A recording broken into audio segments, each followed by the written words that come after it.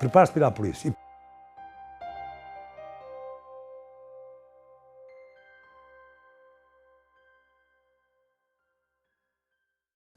Eu sou filho de um tanoeiro, não sei se sabem com certeza, e de uma corticeira. Portanto, a minha casa, eu sou de uma família com 6 elementos, portanto, eu e mais 3 irmãos, somos 2 rapazes, éramos 2 rapazes e 2 raparigas, o meu pai e a minha mãe. Portanto, a minha mãe trabalhava numa fábrica de cortiça, não é?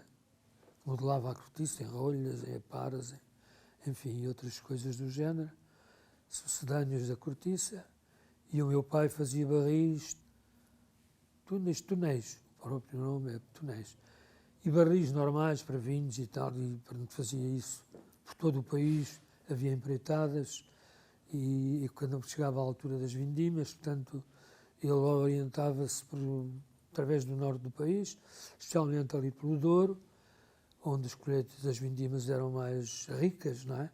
Na altura, eles ganhavam melhor porque saíam daqui de terra, e a minha mãe, coitada, ficava a orientar os 4 filhos, corticeira. Eu levei anos a ver a minha mãe almoçar, se há que se pode chamar, mas uma refeição, durante a hora do almoço, tinha uma hora para almoçar, entre o meio-dia e a 1 da tarde. Nós morávamos a cerca de 300 metros da nossa residência, era a oficina, onde trabalhava, e ela tinha tempo para ir à praça comprar alguma coisa, normalmente fiado, porque não tinha dinheiro, só pagava quando podia ao fim de semana, recebia-se à semana na altura. Eu andava na escola, miúdo, portanto dos 7 aos 11 anos, e a minha mãe normalmente almoçava uma caneca grande de café, uma caneca ou de louça, ou um púcar de esmalte, e uma fatia de pão escuro, ou coisa do género.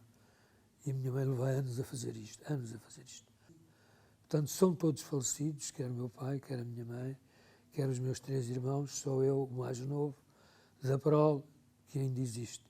Comecei a trabalhar com 11 anos, logo que saí da escola primária. Por ironia, eu calcei sapatos, já agora, a única vez que calcei sapatos. Havia umas coisas que substituíam os sapatos naquela altura, que eram umas coisas mais baratas, eram as alpargatas, não sei se se recordam, se ouviram. Pronto, era uma coisa de ganga, não é? Podia ser cinzento ou azul, normalmente era azul, e era borracha por baixo. Começo a trabalhar com essas alpargatas calçadas que eu já referi, como ajudante de ferreira a dar à forja, com sapatos, portanto, que não eram sapatos, é a primeira vez. Eu só calcei sapatos de calfe quando fiz exame da quarta, portanto, com 11 anos, e eram os sapatos do meu pai. Calçava ao 41 e eu calçava ao 38. Mas mandaram engraxar os sapatos e tal, ficaram bonitos, atacadores novos, e eu vim fazer, eu morava na Cova da Piedade, vim fazer o exame, fui fazer o exame, à Almada, à Escola Conde Ferreira, e levei os sapatos do meu pai, engraxados e tal, com muito sacrifício, é evidente, mas até a Almada, que são 2 quilómetros, ainda, sim senhor, fiz o exame, com dores terríveis, mas pronto, depois veio a pauta, fiquei bem, ficámos quase todos bem, 1 ou 2 que falhou, mas não interessa, e para baixo, a meio caminho, eu já não conseguia aguentar os sapatos, foi a primeira vez que usava era as alpargatas. Eu, quando falo de mim, não é de mim que eu quero falar, é falar dos outros, da minha geração, que passaram todos, mais ou menos, por estas dificuldades. A pontos de, por exemplo, gostava de deixar esta nota, a minha mãe teve dias e dias que não acendia o lume, porque ou não tinha fósforos, ou não tinha petróleo, ou não tinha carvão. E então, eu e o meu irmão vinhamos das chinchadas, não sei se sabem, é roubar fruta às quintas, e porque sabíamos que isto acontecia com frequência, e a evitar que isto acontecesse, nós, às vezes até fruta verde, nós comíamos, que era melhor do que não comer nada. Pronto, isto, antes que chegasse à consciência política, chegou a consciência da vida que tínhamos, que não era justa. E eu comecei a ler, e depois ouvi telefonia, e aos 17 anos por estas razões todas e outras, aos 17 anos fui declarado tuberculoso. Portanto, interrompi a minha vida de ajudar ao orçamento da casa. Tive uma série de anos, muitos anos, muitos dias, muitas horas, muitos meses, enfim. Eles iam trabalhar todos, eu ficava em casa à janela, terceiro andar, num sótão, e havia os meus amigos irem para a praia, irem de dia, irem aos bailes à noite, irem jogar à bola, e eu ali naquela janela, tempos e tempos, sem poder participar com eles, e eles visitavam, os meus amigos, também aí a solidariedade, e depois esta privação da companhia tornou-me de facto consciente e que eu tinha que fazer alguma coisa para ajudar a que a vida não fosse isto, fosse melhor. E depois, portanto, os 17 anos, os 18 anos, levaram-me a contatar coletividades, portanto, onde a solidariedade, onde a partilha, portanto, a companhia. E, a certa altura, coletividades, livros, bibliotecas, livros clandestinos, portanto, só chegavam aqui livros vindos do Brasil, As Vinhas da Ira, de Jean Steinbeck, Subterrâneos da Liberdade, Jorge, etc. Uma série de... Eu lembro-me quando li Os Subterrâneos da Liberdade, do Jorge Amado, foi um deslumbramento, que afinal era possível haver outra vida, tinha que procurar.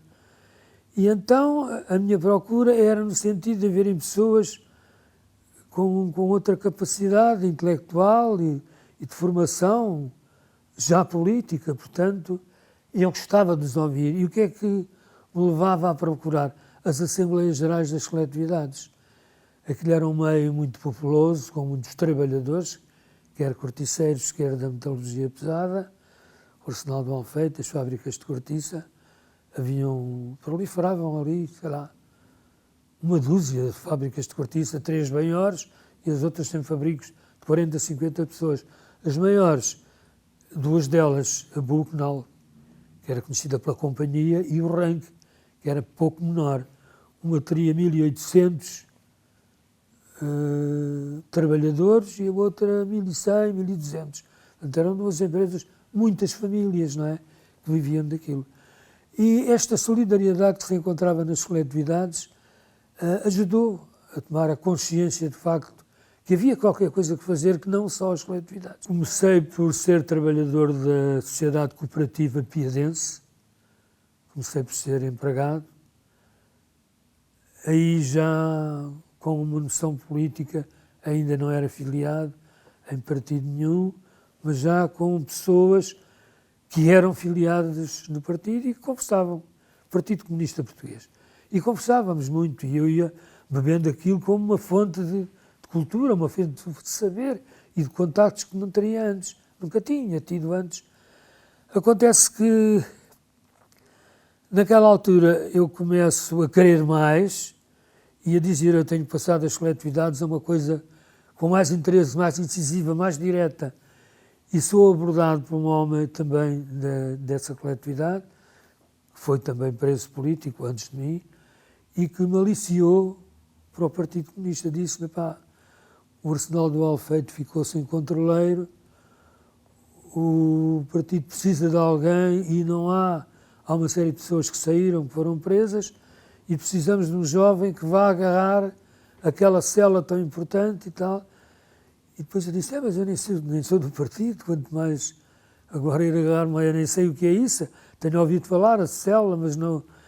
Não, mas a gente fala, ele era um homem, de facto, era presidente da mesa da Assembleia Geral da Cooperativa Piadense, João Raimundo, natural da Moita, mas um homem que trabalhava naquela fábrica, na segunda fábrica de cortiça, na Romeira, um homem muito prestigiado, já pelo lugar que tinha, e pelo homem que era, não era um homem pronto, solidário, um homem sempre pronto a ajudar e tal, era um homem muito querido.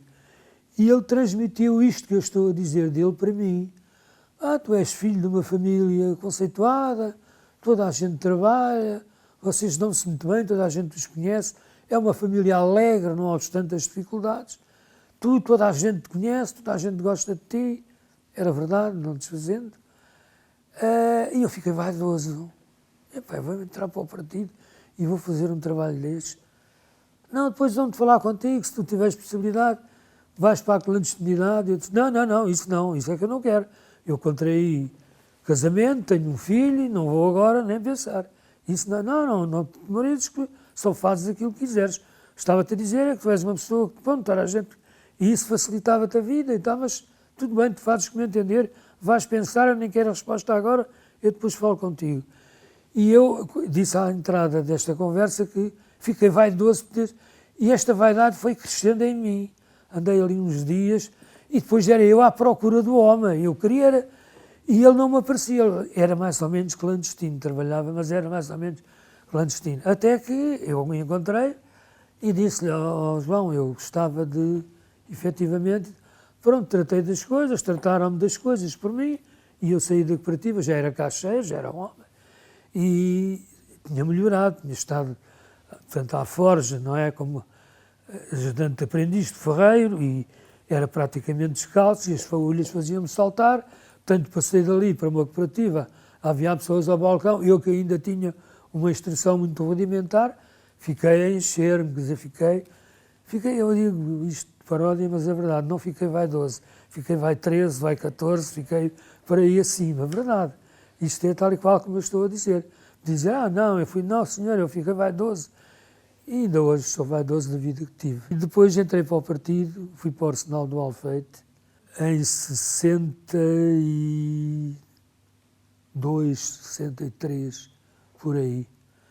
Depois, aliado a isto, consegui, dentro do trabalho que ia fazer a nível partidário, organizar a célula do partido. Reuníamos periodicamente, às vezes semanalmente, às vezes 15 em 15 dias, conforme as condições que haviam à nossa volta e às possibilidades e às necessidades que havia.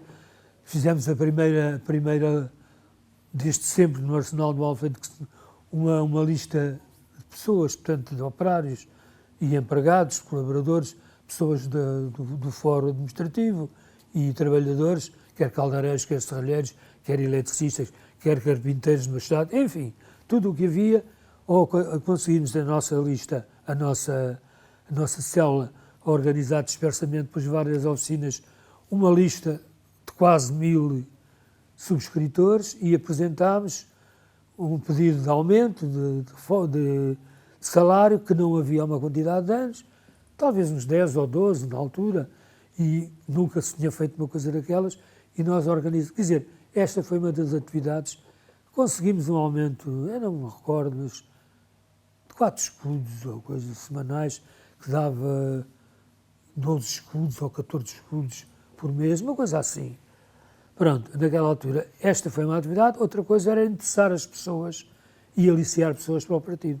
Aliciámos algumas pessoas. Fizemos um trabalho, é claro, a minha figura, a minha pessoa, à parte, mas a célula fez de facto um trabalho criativo. Conseguimos muitas pessoas para o partido. Até que organizar uma escola, aparece um homem na Almada, Cova da Piedade, para a cooperativa piadense, e cria um curso de cultura geral. E eu fico todo para aí, é aqui. Tive escola, cultura geral, isto é porreiro.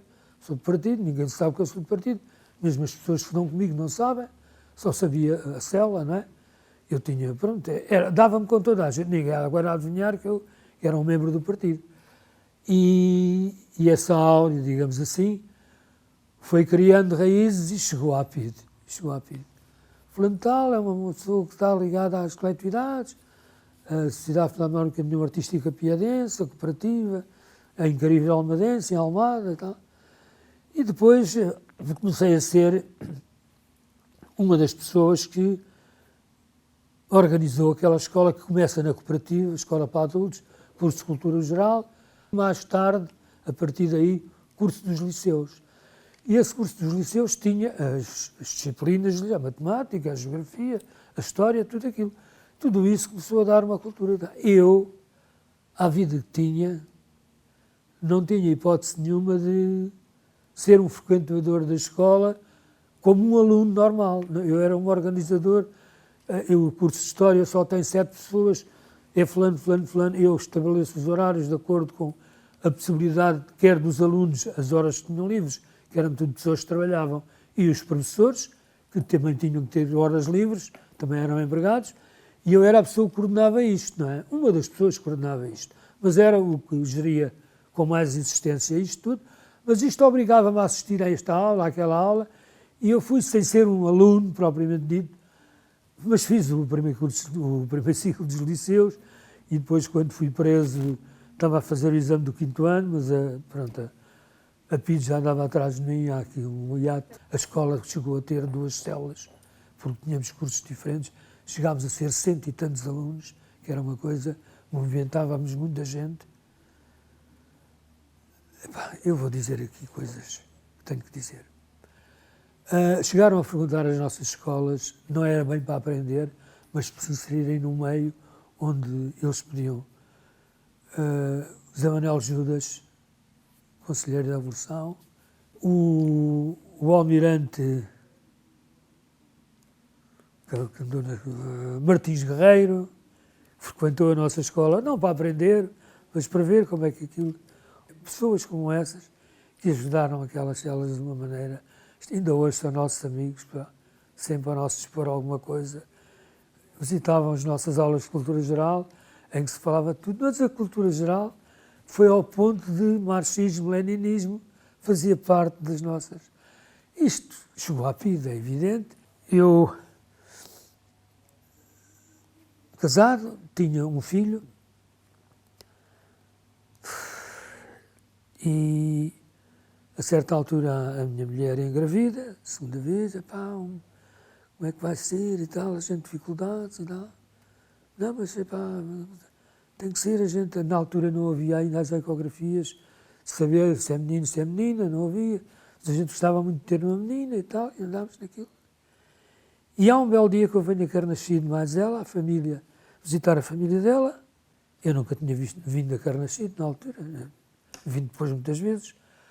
Mas chegámos a casa, passámos aqui o dia, e chegámos a casa, deitámos e tal, normalmente. Não houve mais contacto nenhum, senão o sono a tomar conta de nós. E diz-me a minha mulher, que tenho que dizer aqui, é uma companheira, pá, indefetível, como são os meus filhos, enfim. E ela, sobressaltada, ai, o que é isto? O que é isto? E a menina, que veio a saber-se depois, começou a mexer na barriga da mãe. É óbvio que eu não fui trabalhar, ficámos a noite toda a mexer na barriga e a menina dava pontapé, a menina, não sabíamos ainda que era menina, dava pontapés, dava... Pronto, e era de manhã, eram 6 e tal da manhã, e eu, portanto, isto foi no dia 17 de julho, 17 de julho de 1967. Fiquei, pá, de tal maneira, rompeu o dia, olha, não vou trabalhar. E eu ia sempre trabalhar. Eu, desde miúdo, eu nunca estive na Caixa de Previdência. E trabalhei até aos 65 anos. Hoje já tenho um bocadinho mais. Mas, e fiquei a brincar com a barriga da minha mulher e ela também. Olha, então fazemos assim, eu vou à casa da minha mãe, morava a uns 300, 400 metros, e tu ficas em casa, tal, eu vou buscar umas coisas, a gente leva, faz um lanche e vamos para a praia. E hoje é uma festa para a gente. Pá, está bem, tudo bem. Ela sai, vai para... Eu fico em casa e meia hora, 40 minutos, batem à porta e eu abro a porta.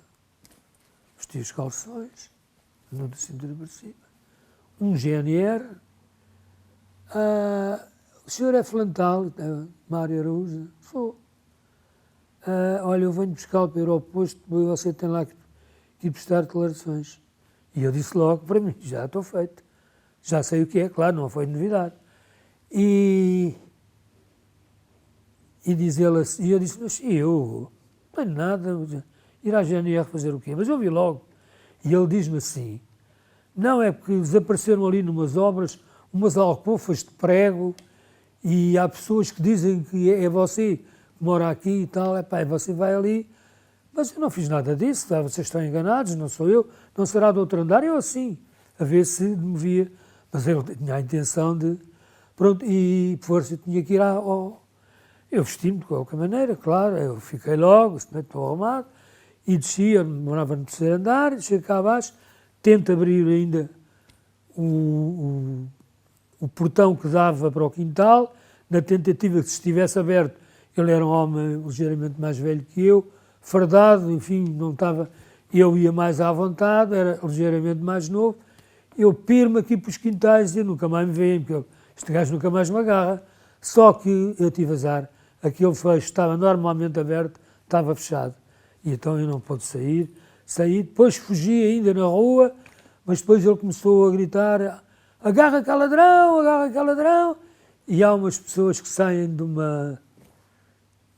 cafezito que havia ali, esse cafezito foi obrigado a fechar e a sair dali, porque depois a rapaziada do partido fez a vida negra ao homem e o homem teve que ser embora. O homem saiu para me apanhar, o homem não me conhecia de lado nenhum, e eu, com um tipo atrás de mim, guarda republicano, agarra aquele ladrão, e epá, eu fiquei, quer dizer, não, parei, pronto, o outro aparece-me à frente, e eu nem agarrado pela polícia, nem agarrado pelo GNR, nem pelo dono do café. Eu tive azar, eu só sou preso por aquela razão, porque fiquei em casa, porque eu tinha tudo, a qualquer altura eu podia ser preso, tinha consciência disso. E eu tinha a fuga organizada, uma porta que se abria para o lado de trás do Arsenal de Malfeito, para o lado do mar, não é verdade?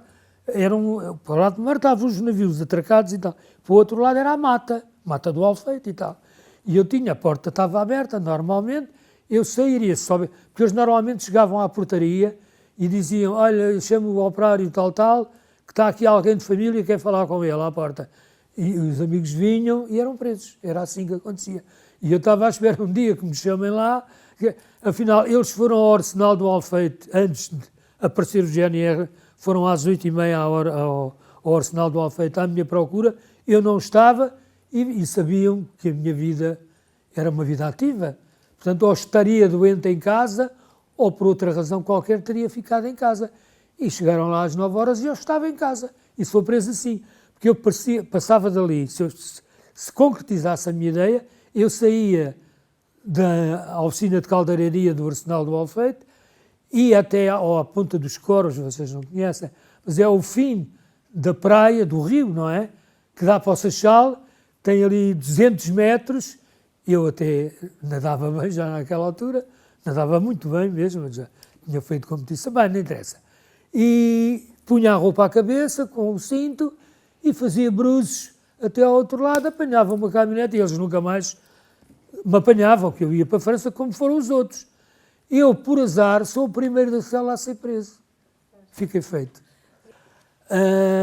Pronto, e sou preso nestas condições, vou para o posto da GNR, fui apanhado aí a 500 metros do posto, lá vou, faço aquele circuito todo, toda a gente me conhecia, como já disse antes, tudo muito admirado, pá, o Mário e tal. Não, o Mário, estão enganados. Não. Eles estavam fardados, o GNR estava fardado, mas os outros dois estavam à paisana. E foram poucos o que tiraram como ilação de que aqueles dois eram da Pitos. Isto acontece assim, eu fico ali 1 hora e tal, 2 horas, eles perguntam-me o nome, perguntam, sim senhor, deixa-me ali, eu digo, e agora o que é que vai ser de mim e tal. Vi logo que eram Pitos, é evidente, levam-me num carro, um Volkswagen branco, lembro-me bem, e lá vamos, ponto fora e tal. E eu sabia, António Maria Cardoso, não senhor, eu não vou para António, vou logo para Caxias. Para Caxias, isolamento. Onde estive, diga-se de passagem, 5 meses e meio. E eu não desejo a ninguém. Desejei tanta vez levar tareias e que me deixassem, mas não levei tareias. Fui preso, fui para Caxias, foi 17 de julho e no dia 20 de julho, estou ali 3 dias, imagine-se 3 dias à espera do que pudesse vir, sem sapatos, sem atacadores, sem cinto, a gravata não havia, não é? Também não gosto, não havia gravata, não havia nada, havia só a cabeça e as paredes, o que é que eu vou? O colchão, sem cobertor nem nada, isto em pleno verão, não era problema, nem a almofada, eu tenho dificuldade nas costas ainda hoje tenho, acentuadamente, muito devo a essa altura. E estou ali dia 17, portanto 18, 19, 20. Dia dos anos do meu filho, dia 20. O meu filho, Marinho, fazia 7 anos naquele dia. E eles à meia-noite e meia hora vêm-me chamar: Sr. Mário, prepare-se, tenho que ir a Lisboa. Venho para António Maria Cardoso. É a primeira vez, dia 20, tanto os anos do meu filho. Vou para o segundo andar, um quarto pequeno e tal. Eles identificam dos pés à cabeça, tudo aquilo que eles disseram era verdade. Portanto, houve um camarada, na altura era assim, depois deixou de ser, mas traiu, disse, e eles sabiam tudo, por exemplo, de mim. Eu ainda tentei algumas coisas negar, mas umas coisas não jogavam com as outras. Era membro do partido, pagava 25 tostões, lembro-me bem, de cotização e tal, e não tinha tarefas no partido, eu não tinha nada.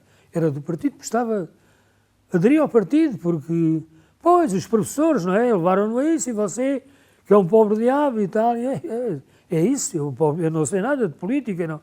Pronto, fiz este papel, e eles sabiam que não era verdade, que havia mais coisas. Tive 3 noites no sono, a primeira noite não houve nada de especial, tortura do sono, nem me sentava, em pé. E tive 3 dias naquilo. É assim, é assado, eu não confirmava. Tive 3 dias, mas disseram muita coisa que era verdade, mas eu não confirmava. E disseram-me coisas, não sei já, se não foi no primeiro dia não, mas no segundo e no terceiro dia, disseram-me coisas que eu nem me lembrava. E só muito mais tarde, já tinha feito os julgamentos, é que eu me lembrei, como é que eles vieram a...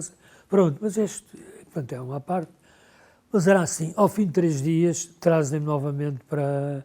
Eu vinha derretido de sono, como calculam, porque o primeiro dia e meio, mas depois o tempo era este, portanto, julho, eu venho para Caxias outra vez, isolamento, portanto, sujo, inquieto, e a pensar, o que é que estes gajos querem de mim? Eu não tinha mais nada a fazer, não tinha caneta, não tinha lápis, não tinha papel, não tinha nada.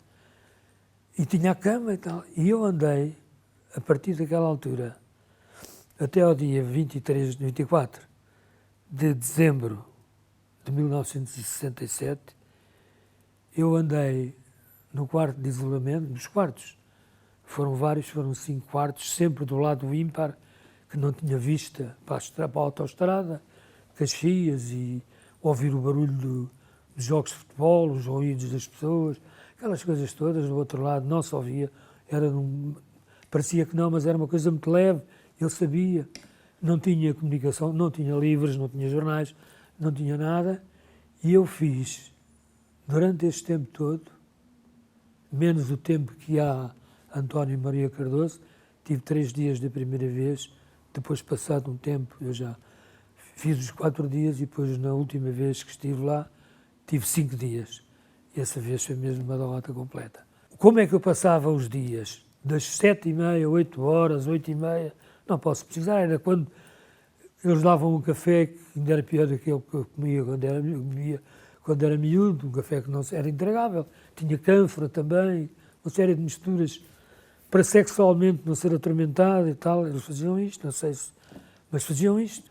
Era um quarto pequeno, podia ter 3 metros e por 3 metros, não era bem, talvez uns 4 metros de comprimento e 3 de largura. Mas o que passava os dias a fazer era o seguinte: eu fazia a cama muito bem feita, sempre fazia de qualquer maneira, claro, mas depois comecei a fazer com um palmo do cobertor para ali, outro palmo para aqui, depois ficava aqui muito certinho, não havia lençol, era um cobertor só, aí já tinha cobertor, a segunda vez que vim para Caxias deram-me um cobertor, fazia a dobra, uma vez fazia com um palmo, outra vez fazia com 4 dedos, e isto era o meu entretém, que chegava a durar 2 horas, isto. Quer dizer, estas pequenas coisas que começaram a ser triviais, começaram a ser o romã do dia. Tá? Portanto, eu a partir das 7 horas da manhã até às 9, ocupava-me com isso. Nunca tive recreio durante este tempo. Portanto, sozinho e com as minhas coisas. Uma casa de banho, só para mim, claro, e uma pedra onde eu fazia a refeição e escrevia semanalmente durante meia hora. Só durante meia hora, e só podia escolher uma folha. E o que é que acontece? Eu vou-me levantar para vocês terem uma ideia, era por exemplo, 4 passos para aqui, não é?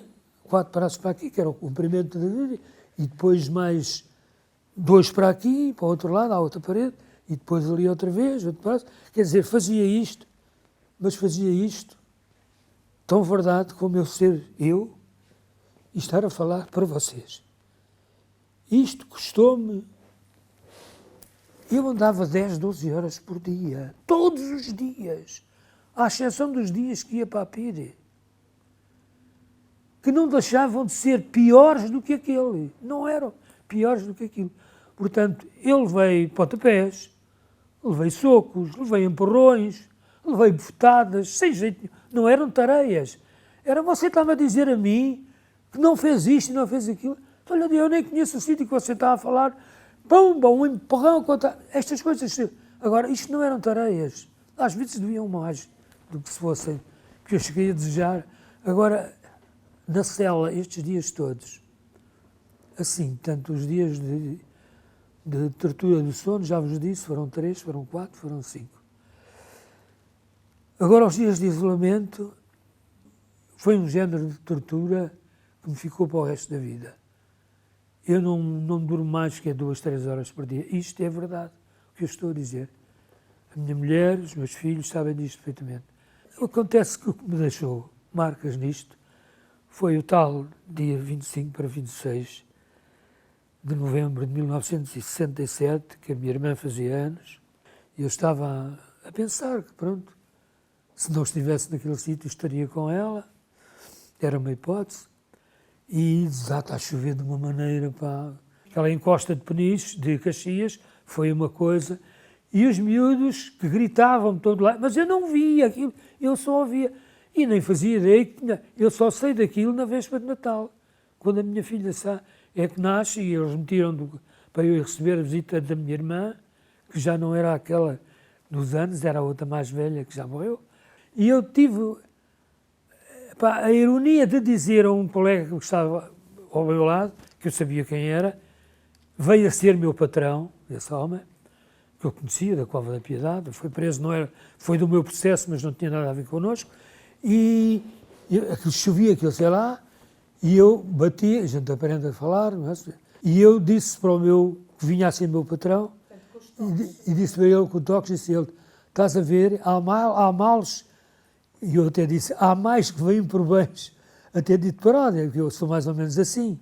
Se a gente estivesse lá fora, se calhar estava a apanhar uma carga de água que nunca mais apagava. Aqui não, estamos recolhidos e tal, não molhamos nada. Quando eu vim a saber que gostou-me também, fiquei, vai assim, eu a ironizar daquela maneira, mal sabia eu. E as crianças que iam para a água abaixo, e aos gritos, lancinantes, que eu não vi, só ouvi, deixaram-me. Eu não posso ouvir crianças chorar. Quando eu vim a saber que aquelas crianças, jogavam que as crianças estavam a ser molhadas, sim senhor, porque estavam em barracas, mas não sabia que tinham morrido dezenas de crianças só ali naquela zona. E isso hoje inquieta-me. Aquilo não eram choros desesperados, era a morte, as crianças morriam. Essas coisas ficam para sempre, sempre. Não saem. É o caso do choro da criança. É o caso de tanta coisa. É o caso de não ter almofada para dormir no isolamento. Eu fiquei assim, eu não era marreco. E agora sou quase marreco, ou marreco e meio. Não sei, mas fiquei com isto. Eu não sou capaz de dormir sem almofada. Eu vou fazer uma ecografia, um cardiograma, uma coisa qualquer. E eu já tenho dito aos médicos, olha, ponham uma almofada se fazem favor, porque eu não sou capaz. E não sou capaz. Isto são coisas que ficam e que estão comigo.